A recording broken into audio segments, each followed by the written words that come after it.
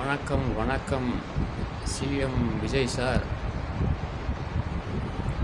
நேற்று சட்டமன்றத்தில் ஆளுநர் உரை குறித்து விவாதம் நடைபெற்றது.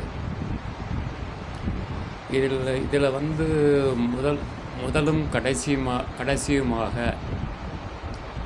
எல்ஓபி என்று சொல்லக்கூடிய எதிர்க்கட்சி தலைவர்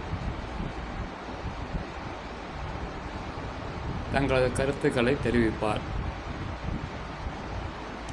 அத்துடன்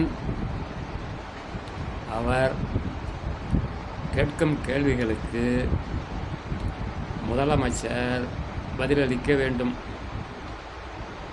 இது மரபு.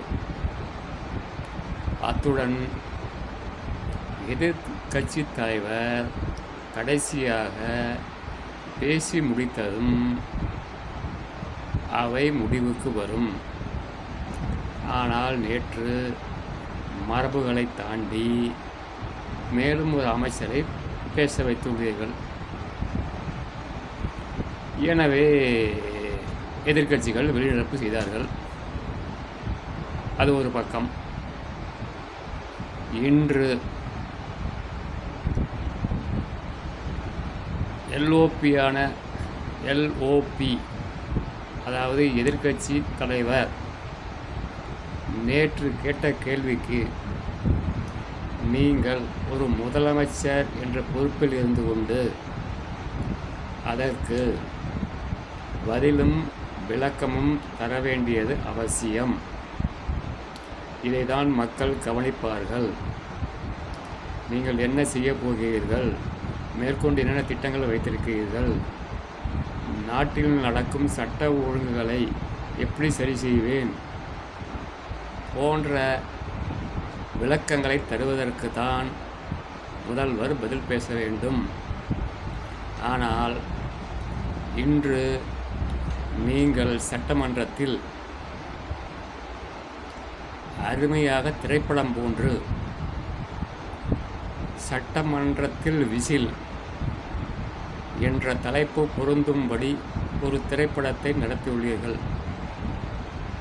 இது முறையல்ல. மேலும் குட்டிக்கதை என்ற பெயரில் முன்னாள் முதல்வரை சுட்டிக்காட்டி சொல்லியது தமிழ்நாட்டு மக்கள் அனைவருக்கும் தெரியும். ஆகவே இன்று நீங்கள் நடத்தியது முதலமைச்சருக்கு உண்டான கண்ணியமான பேச்சே அல்ல. இதை மக்கள் எப்படி எடுத்துக்கொள்வார்கள் என்றால், சர்க்கஸ் கூடாரத்தில் பப்புன் நகைச்சுவை செய்வது போல்தான் மக்கள் எடுத்துக்கொள்வார்கள் தவிர, ஏனென்றால் இந்த சட்டசபை என்பது மிகவும் முக்கியமான ஒட்டுமொத்த தமிழ்நாட்டு மக்களின் கூடாரம், மன்றம் என்பதை புரிந்து கொள்ள வேண்டும். இனி அடுத்து வரும் சட்டமன்றத்திலாவது பொறுப்பான முதலமைச்சராக நடந்து கொள்வீர்கள் என்று நம்புகிறோம். வேண்டாம் சினிமா டயலாக், வேண்டாம் செய்கைகள். இது அனைவருக்கும் தெரியும்.